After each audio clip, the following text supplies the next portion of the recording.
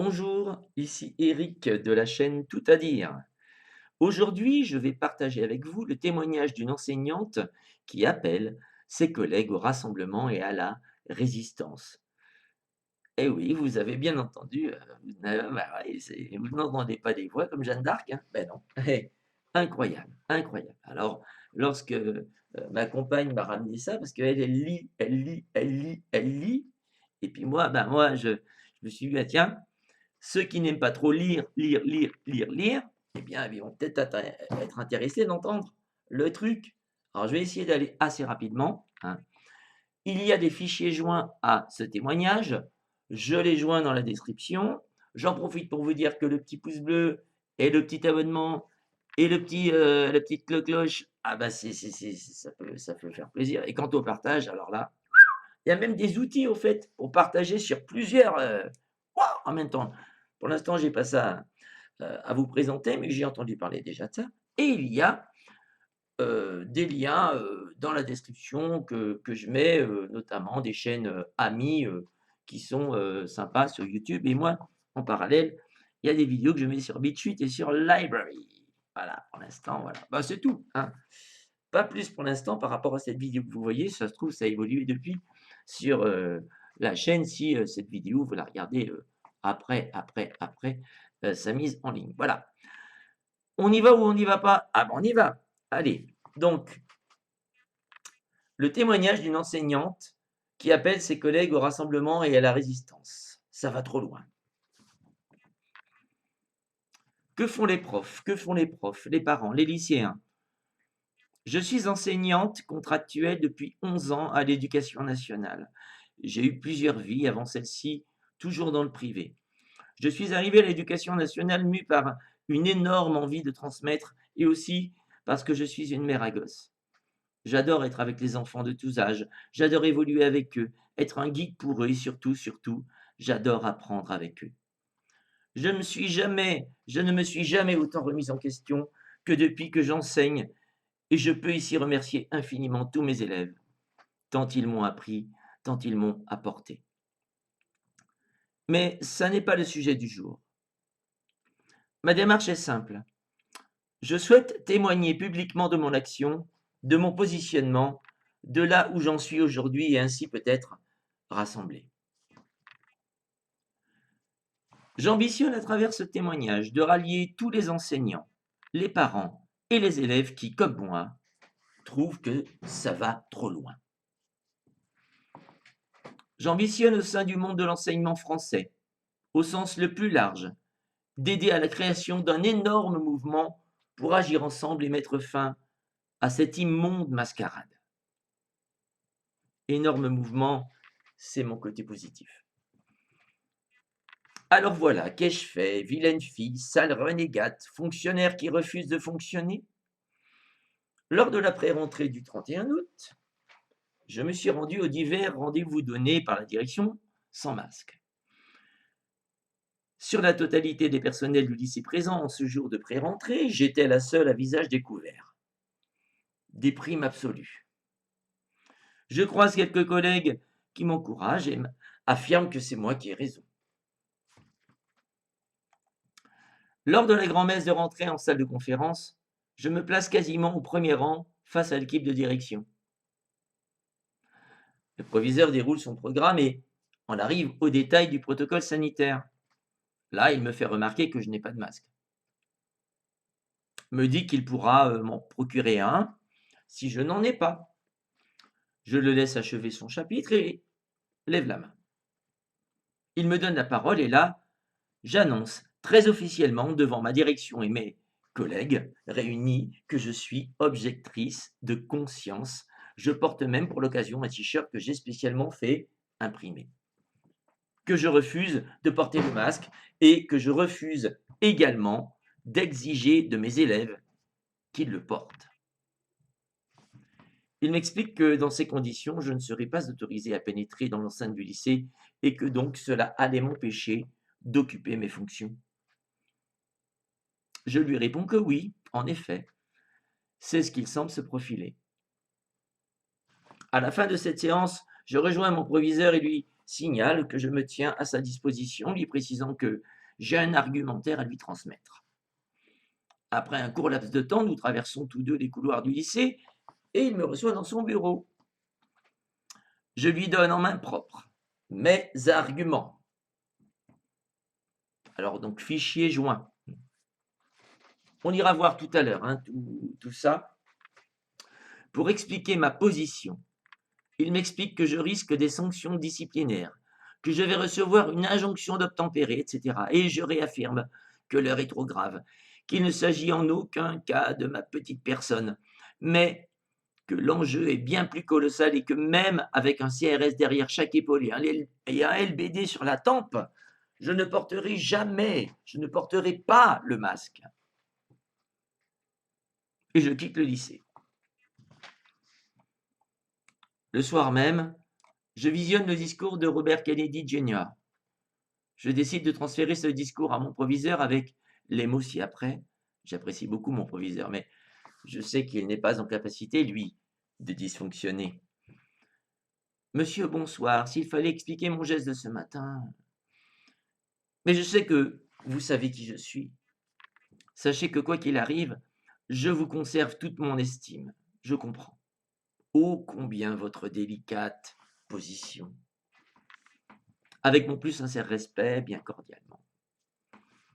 Le lendemain, le 1er septembre, il me fait parvenir un courrier par l'intermédiaire du mail de son secrétariat. Alors, je vous montre le courrier rapidement.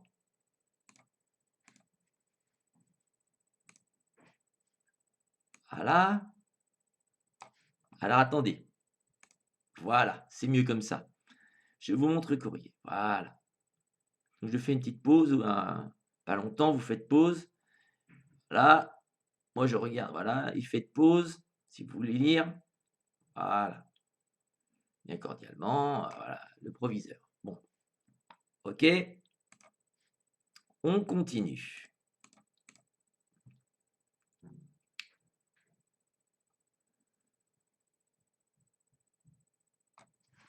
Et en fin d'après-midi, il m'appelle sur mon portable. Il commence par me remercier pour mon petit mail, que cela l'a beaucoup touché. Conversation très émouvante durant laquelle il essaie, sans trop y croire, de me ramener à la raison.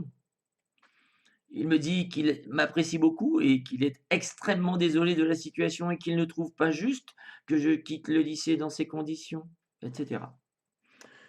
Le 8 septembre dernier, je reçois, comme attendu, un courrier de la rectrice qui me met en demeure de rejoindre mon poste.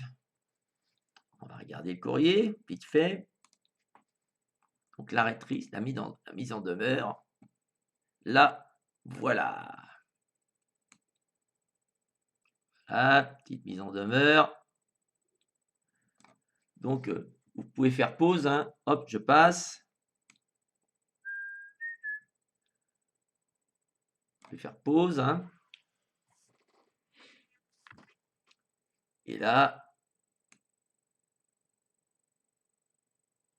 ouais, comme ça. Vous pouvez faire pause. Voilà. Allez, on y retourne.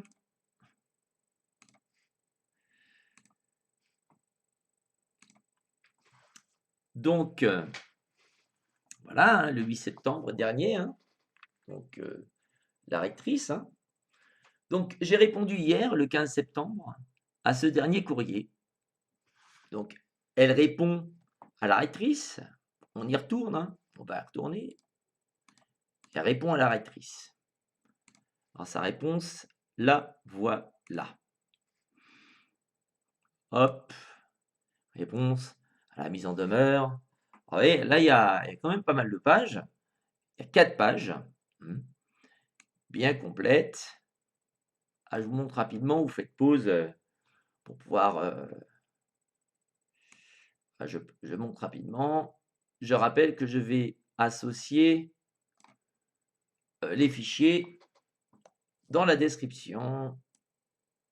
Je vais les mettre dans la description, les fichiers.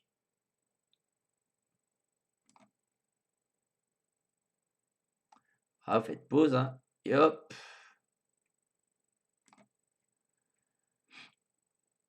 Faire pause. Hop. Voilà.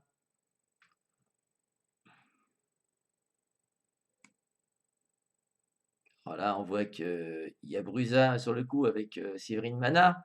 Ah bah ouais. Voilà, je vais terminer. Normalement. Par Robert Kennedy Jr. à Berlin. Eh oui. Voilà. Donc ça, c'est. On voit qu'elle a vraiment envie hein, de montrer, de faire comprendre, on va dire. Voilà. Donc je continue. Dans toute cette histoire, je perds beaucoup. Beaucoup d'amis, certaines personnes de ma famille, l'estime de beaucoup de mes collègues, certains même me croient devenue folle. Bien évidemment, mon salaire d'enseignante, car je suis aujourd'hui sous le coup d'une retenue sur salaire pour abandon de poste. Ça aussi envolé. Mais ce qui me fait pleurer tous les jours, c'est la séparation d'avec mes élèves. J'ai littéralement le sentiment de les avoir lâchement abandonnés. Ça, c'est le plus dur. Mais j'ai gagné en estime de moi. Je suis droite dans mes bottes et à aucun moment je ne doute. C'est pourquoi j'ai décidé de créer une adresse mail eeresistance@gmail.com afin que toutes celles et ceux qui se reconnaissent dans le combat qui est à mener se manifestent. Résistance, cela signifie enseignant en résistance. Je pense qu'il est grand temps que le milieu éducatif sorte de sa trouille, se réveille, se mobilise et, à l'instar des policiers indignés, fasse entendre sa voix. Voilà. Donc, pour contacter l'enseignante à l'origine de ce témoignage, résistance@gmail.com, vous pouvez le faire. Hein. Courrier cité dans l'article, mes arguments, courrier du proviseur, courrier de la rectrice, réponse de l'enseignante, hein, comme je vous ai montré tout à l'heure. Voilà. Je mets ça dans la description, donc tous ces courriers qu'on a vus tout à l'heure. Je les mets dans la description et ne vous inquiétez pas de l'avenir s'il y a des gens comme ça. Ah ben ça donne envie. Hein, voilà. Donc n'hésitez pas à partager, abonnez-vous à ma chaîne si vous en avez envie. Je vous rappelle qu'il va y avoir des vidéos un petit peu plus sur YouTube c'est moins facile hein, et Facebook, enfin Facebook encore quand on partage quoique, mais bon. Mais voilà, on est en train de migrer vers d'autres réseaux sociaux. Allez regarder en bas de ma description, vous verrez qu'il y a plein de réseaux sociaux différents. Ah bah, va falloir migrer hein, là, parce que bah, la censure, moi c'est pas compliqué. Hein. Je termine là-dessus. Lorsqu'on me censure ou qu'on censure ce que je dis, c'est qu'on veut pas que je dise un truc qu'on veut pas discuter avec moi. Quelqu'un qui veut pas discuter avec moi, il a tort. Voilà, c'est tout simple. Voilà, donc du coup, je suis tranquille. Voilà. Ah ben, on va faire comme cette enseignante qui est vraiment exemplaire. On va résister.